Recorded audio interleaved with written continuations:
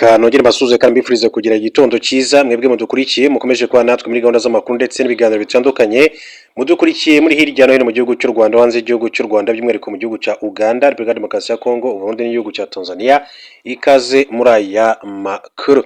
Ni inkuru ibabaje cyane kuri General Muhoozi Kainerugaba, umuhungu wa Perezida Yoweri Kaguta Museveni, akaba kandi n'umugaba mukuru w'ingabo z'igihugu cya Uganda UPDF. Mbere gato uko tugaruka kuri inkuru, reka mbanze mbahe inshamake y'amakuru y'ingenzi agezweho muri aka kanya, hanyuma tubone kugaruka kuri iyi nkuru.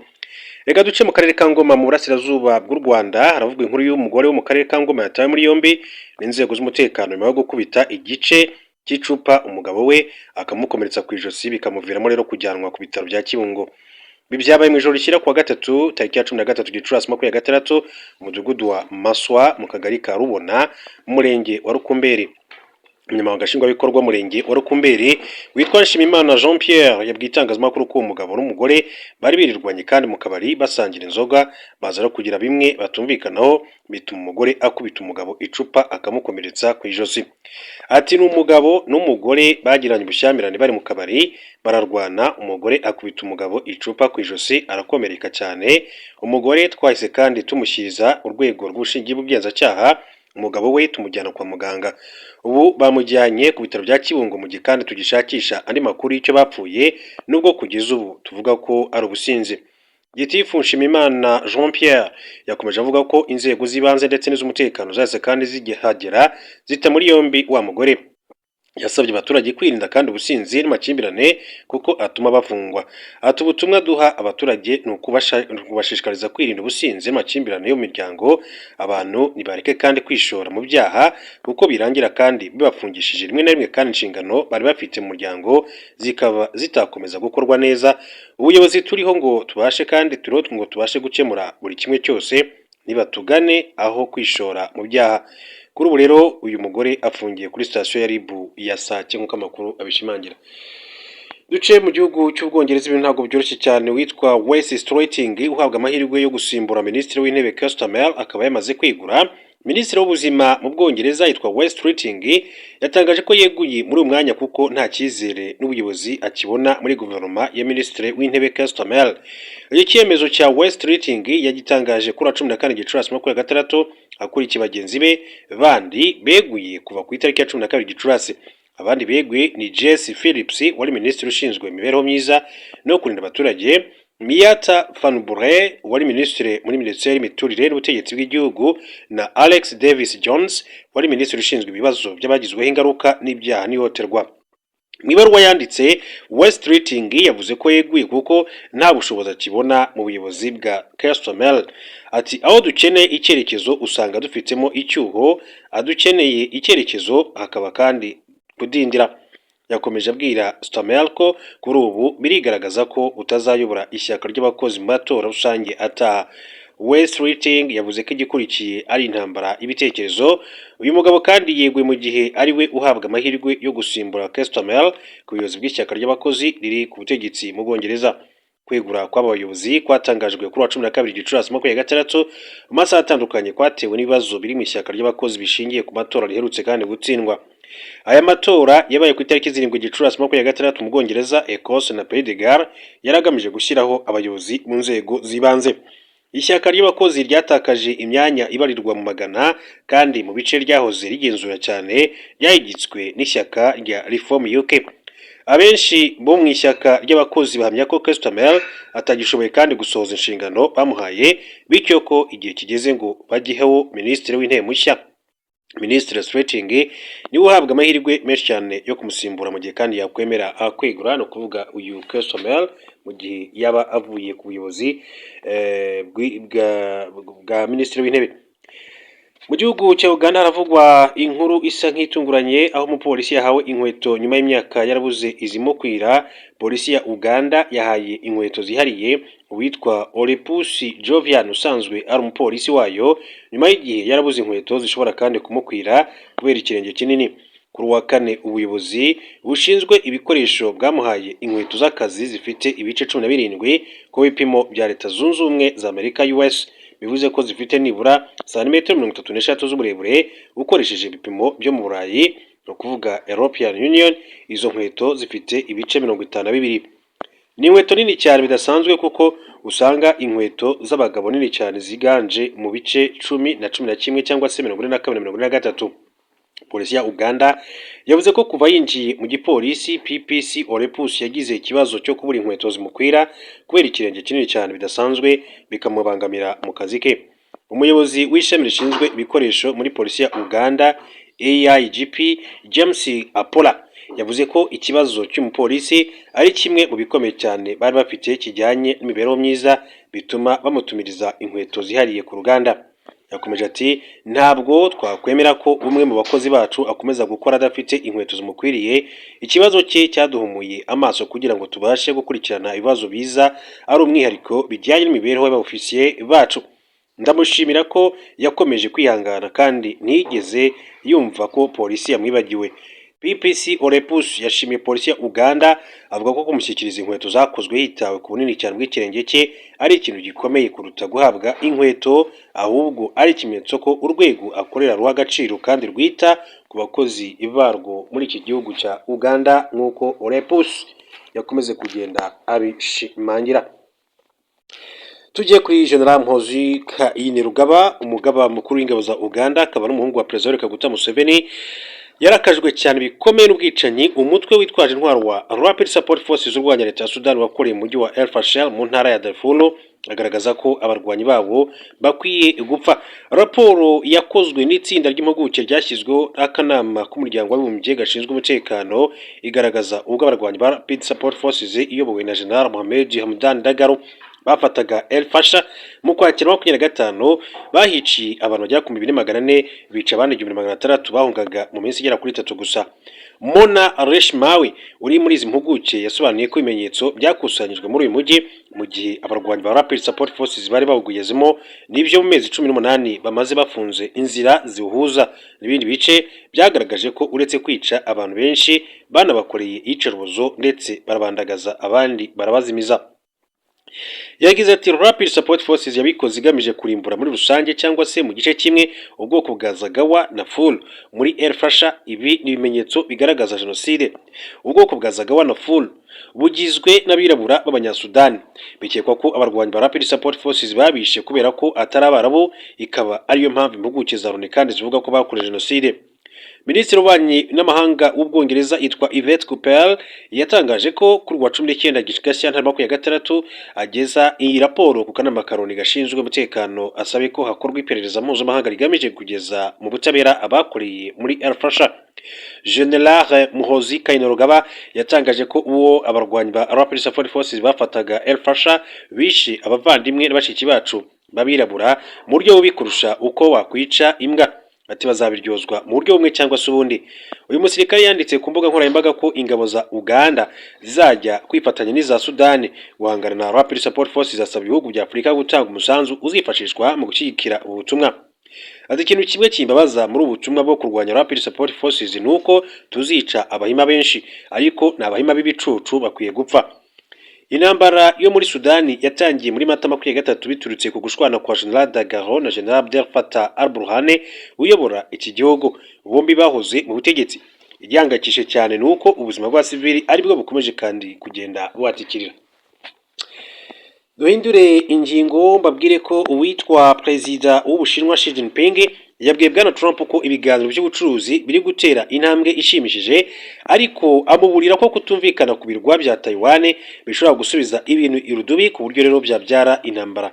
Minisitiri w'ububanyi n'amahanga w'Ubushinwa yavuze ko byaganiriwe mu biganiro byabereye mu muhezo hagati ya Trump na Xi Jinping. Perezida Xi Jinping yabwiye Bwana Trump ko amatsinda y'Abashinwa n'Abanyamerika yagiranye ibiganiro byibanze muri Korea y'Epfo kandi byatanze umusaruro. Reuters n'ibiro by'amakuru by'Abongereza yiteze ko Xi Jinping azamura ikibazo cy'uko Amerika kandi icuruza intwaro kuri Taiwan. Kugeza ubu hari intwaro ziguze miliyari 14 z'amadolari Amerika zikeneye uruhushya rwa nyuma rwa Trump. Ubushinwa bwabyamaganiye kure kuko bwemeza ko Taiwan ari bwo wigenzura ndetse itagomba kandi kugira na umubano mu bya diplomasi n'ikindi gihugu. Amerika yivuga ko byemewe kugurisha intwaro Taiwan nubwo nta mubano mu bya diplomasi bifitanye. Ubushinwa bwabwiye Trump ko ikibazo cya Taiwan kiri mu bikomeye ku buryo kidakemuwe neza bishobora kandi gushyira umubano w'Ubushinwa na Amerika mu kaga, ndetse byatuma ibihugu byombi birebana y'ingwe kugeza naho byarwana. Ubwo abanyamakuru babazaga Trump niba baganiriye ku kibazo cya Taiwan, yakomeje agira ati ntacyo nsubije. Amasezerano azwi nka Taiwan Relations Act ateganya ko Amerika kandi igomba guha Taiwan intwaro zo kwirindira umutekano. Ku rundi ruhande ariko Amerika yemera politike ya One China yemeza ko hariho igihugu kimwe cyemewe n'amategeko cyitwa Ubushinwa. Bindure ingingo mbabwiye ko mundi makuru ajyanye n'igihugu cy'Ubushinwa ndetse na Leta Zunze Ubumwe za Amerika, mu ruzinduko Perezida wa Leta Zunze Ubumwe za Amerika Donald Trump yagiriye mu Bushinwa ku itariki ya 13 Gicurasi 2026, habaye ikintu kitamenyerewe mu rwego rwa diplomasi kuko umunyamabanga wa leta ushinzwe ububanyi n'amahanga yahinduriwe amazina kugira ngo ashobore kwinjirayo. Trump yajyanye n'abayobozi barimo Minisitiri w'Ububanyi n'Amahanga Marco Rubio, Minisitiri w'Intambara Pete Hegseth ndetse na Scott Bessent, Minisitiri w'Imari, bari kumufasha kuganira na Beijing ku bufatanye mu nzego zitandukanye. Marco Rubio ntiyagombaga gukandagira ku butaka bw'Ubushinwa kuko bwamufatiye ibihano muri 2019 ubwo yari senateri, bamuziza ko yarwanyije ibikorwa by'inzego z'umutekano zabwo byo guhangana n'abigaragambije muri Hong Kong basaba ubwigenge.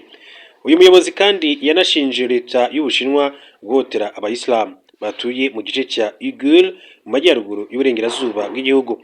Umwuka mubi n'iki gihugu kandi rushaho gututumba kimufatira ikindi gihano cyo kudakandagira i Beijing. Ubwo Trump yateguzaga ko azagira Marco Rubio Minisitiri w'Ububanyi n'Amahanga Ubushinwa, bwari bwiteze ko ashobora kandi kuzagirirayo uruzinduko. Leta n'ibitangazamakuru byayo bitangira kandi gusoma amazina ye mu buryo budasanzwe. Muri Werurwe 2026, Minisiteri y'Ububanyi n'Amahanga y'Ubushinwa yatangaje ko niba Rubio ateganya kujyana na Trump mu ruzinduko i Beijing, izoroshya ibihano yafatiwe, kubera ko bitari gushoboka ko umuntu kandi witwa Marco Rubio yari kwinjira mu Bushinwa kubera ko ibihano yafatiwe bitakuweho. Leta ya Beijing yafashe icyemezo cyo kumuhindurira amazina imwita Marco Ru. Bisobanuye ko mu rwego rwa diplomasi mu bayobozi bo muri Amerika bakiriwe i Beijing harimo Marco Ru, Minisitiri w'Ububanyi n'Amahanga utandukanye n'uwari senateri Marco Rubio wafatiwe ibihano inshuro zigera kuri 2. Ni inkuru itangaje mu bijyanye na diplomasi ariko bijya bibaho. Reka duce muri Latvia mbabwire ko Minisitiri w'Intebe yeguye kubera drone za Ukraine. Minisitiri w'Intebe wa Latvia yitwa Evika Sirina yeguye nyuma y'ibibazo bya politike bifitanye isano n'intambara ya Ukraine n'Uburusiya, aho drone ebyiri za Ukraine zerutse kandi gushwanyukira ku butaka bw'iki gihugu. Evika Sirina yaraherutse kandi kwirukana Minisitiri w'Ingabo kubera drone ebyiri za Ukraine zaturikiye mu burasirazuba bwa Latvia, amusimbuza undi. Tariki ya 14 Gicurasi 2026, Evika Sirina yikomye abanyapolitiki bo mu gihugu bamwokeje igitutu kubera izi drone.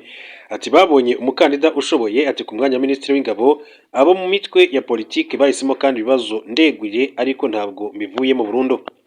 Umwuka mubi mu bya politiki wazamutse muri Latvia ubwo drone 3 zo muri Ukraine zagaragaraga mu kirere cy'iki gihugu, biba ubwa kabiri kandi bibayeho kuva 2026 yatangira. Ukraine na Latvia byemeje ko izi drone zishobora kuba ari zari zoherejwe mu Burusiya ariko n'abahanga ryazo rikayobya rikaza rero gushwanyukira muri Latvia.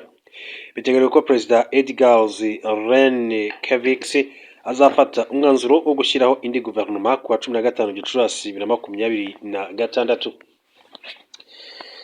Rero bikomeza kugenda bivugwa ariko turacyakomeza n'amakuru duce muri Burasirazuba bwa Repubulika ya Demokarasi ya Kongo. Mabwire ko ihuriro rya AFC/M23 rirwanya ubutegetsi bwa Repubulika ya Demokarasi ya Kongo ryatangaje ko ritazakomeza kubahiriza agahenge mu gihe kandi urundi ruhande rukarengaho umunsi ku wundi kandi rushyigikiwe n'abahuza bahisemo kubogama. Ubu butumwa bwatanzwe n'umuyobozi wungirije wa AFC/M23 ushinzwe politike, diplomasi n'imiyoborere Bertrand Bisimwa mu gihe ingabo za leta ya RDC zikomeje kandi kugaba ibitero mu bice bitandukanye byo muri komine Minembwe. Ibitero bya drone zirimo KT-6 indege z'intambara za Sukhoi 25 n'ingabo zirwanira ku butaka byagabwe mu bice bituwe cyane birimo Karingi, Gakenke, Bidegu, Rugezi muri Minembwe guhera mu masaa 12 gitondo cyo kuri 14 Gicurasi 2026. Umuvugizi wa M23 Lawrence Kanyuka yatangaje ko mu gitondo cyo kuwa 14 Gicurasi drone z'ingabo za leta RDC zo mu bwoko bwa CH4 zanyuze mu kirere cyo muri teritwari ya Masisi, Rucuru na Karehe mu buryo bugaragara kandi ko zari zigiye kugaba ibitero. Bertrand Bisimwa yatangaje ko ibitero by'ingabo za leta RDC muri Minembwe bigamije kurimbura ikinyabuzima cyose gihari kandi ko inzirakarengane z'abaturage zikwiye kandi zakwimishwaro zitaraho zahungira ngo ziharokokere. Uyu muyobozi kandi yagaragaje ko ibitero bimaze iminsi ibitesha agaciro ibyemezo bya FC23 yagiye ifata mu minsi ya vuba bigamije kandi kugira ngo ibiganiro by'amahoro bikomeze ariko ko abahuza ntacyo bakora kuri ubushotoranyi. Agize ati nibyumvikana ko abahuza n'abatanga ubufasha mu biganiro bakomeje kandi guceceka mu gihe Kinshasa ikomeza ubushotoranyi. M23 ntiyashobora kubahiriza amasezerano yonyine mu gihe urundi ruhande kandi rutayubahiriza. Bisimwa yatangaje ko kuba leta ya RDC ikomeje kugaba ibitero ibiterwa na politike abahuza bafashe yo kubogama. Asobanura ko M23 izakora ibyo igomba gukora mu gihe kandi ubushotoranyi bwakomeza. Tariki ya 7 Gicurasi umuyobozi mukuru wa FC23 Corneille Nangaa yandikiye Minisitiri w'Ububanyi n'Amahanga Marco Rubio amagaragariza ko iri huriro rishimye uburyo iki gihugu kiri kubagamira byeruye kuri Repubulika ya Demokarasi ya Kongo kandi ko kivuga ko gishaka amahoro mu karere. Corneille Nangaa yagaragaje ko amasezerano y'ubucukuzi bw'amabuye y'agaciro Amerika yagiranye na Repubulika ya Demokarasi ya Kongo mu Ukuboza 25 ari kimwe mu byo leta ya Kinshasa yifashisha kugira ngo ikingirwe ikibaba mu gihe ikomeje ubushotoranyi muri rusange. Reka tujye kuri Yolande Macron akaba ari umuvugizi wa guverinoma y'u Rwanda, akaba rero yagaragaje ko umuryango Human Rights Watch uharanira uburenganzira bw'ikiremwamuntu utavuze ku Rwanda akazi kawo katagaragara. Ubutumwa bwa Yolande Macron bwanyuze ku rubuga rwa X kuri 14 Gicurasi 2023 bugira buti Human Rights Watch ifite uburyo ikora kandi u Rwanda ruhora ari igipimo cyayo kigaragaza ko yakoze neza. Yolande Macron yaringaga raporo ya Human Rights Watch yashyize hanze ku itariki ya 13 Gicurasi ishinja ingabo z'u Rwanda n'abarwanyi b'umutwe witwaje intwaro wa M23 kwica abasivili, kubashimuta no gufata ku ngufu abagore mu mujyi wa Uvira kuva tariki ya 10 Ukuboza 25 kugeza ku itariki ya 17 Mutarama 2026. Ni kenshi leta y'u Rwanda yagaragarije umuryango mpuzamahanga ko nta ngabo zawo ziri mu burasirazuba bwa RDC. Isobanura ko icyo rwakoze ari ugushyira ingamba z'ubwirinzi ku mupaka kugira ngo ibibazo byo muri iki gihugu cy'abaturanyi bitarugeramo. Yagaragaje ko mu burasirazuba bwa RDC hakorera umutwe w'iterabwoba FDLR ufite umugambi wo guhungabanya umutekano w'u Rwanda kandi ko ukorera hafi umupaka, bityo ko iki gihugu cyagombaga kandi gushyiraho ubwirinzi bukumira iki kibazo. Muri Mutarama 25 imitwe y'ingabo zirimo FDLR yarashe umujyi wa Rubavu ubwo yari ihanganiye na M23 mu mujyi wa Goma. Ibisasu byinshi mu byarashwe byapfubijwe n'ingabo z'u Rwanda. Abanyarwanda bagaragarizwa iyo hataba harashyizwe ingamba z'ubwirinzi hari kwangirika byinshi. Human Rights Watch yasobanuye ko mu byo waganiriye nabo harimo abayobozi bo mu Burundi na Repubulika ya Demokarasi ya Kongo barimo n'abasirikare, ibituma raporo kandi yabo ishidikanywaho cyane kubera ko abo nibo bahanganye n'abarwanyi ba M23 mu bice birimo na Uvira. Human Rights Watch yasabye ko nyuma y'iri perereza ivuga ko yakoze muri Werurwe 2026 hakorwa n'irindi ryigenga kugira ngo hagaragare ukuri ku byaha byakozwe muri 2025. Ibyo bigashimangira ko itizeye amakuru yatangaje muri iyi raporo. U Rwanda rugaragaza ko Human Rights Watch atari isoko y'amakuru yizewe ishingiye ku nshuro nyinshi cyane uyu muryango ufite icyicaro gikuru muri Leta Zunze Ubumwe za Amerika warwibasiye wifashishije ibinyoma. Muri 2017 Human Rights Watch yatangaje ko tariki ya 13 Nyakanga 2017 Abanyarwanda 33 bo mu burengerazuba bw'u Rwanda bishwe, bamwe barashwe n'abapolisi abandi babanza gukubitwa ndetse ko ari n'ababuri birengero bashinjwa ubujura. Iyi raporo yiswe All Thieves Must Be Killed yatumye komisiyo y'igihugu ishinzwe uburenganzira bw'ikiremwamuntu ikora iperereza ryayo. Tariki ya 13 Ukwakira 2024 yereka abanyamakuru mu bwoko bwa Human Rights Watch yatangaje ko bishwe harimo abakiri bazima, abandi bigaragara ko bapfuye urupfu rusanzwe. Human Rights Watch inengwa kubura umunyamwuga mu bijyanye no gutangaza raporo kuko iyo bigaragaye ko yabeshye cyane ikabona ko yahawe amakuru ibinyoma idashobora kubyemera cyangwa ngo ibe yabikosora. Reka mbashimire cyane, mbifuriza kumeza kugira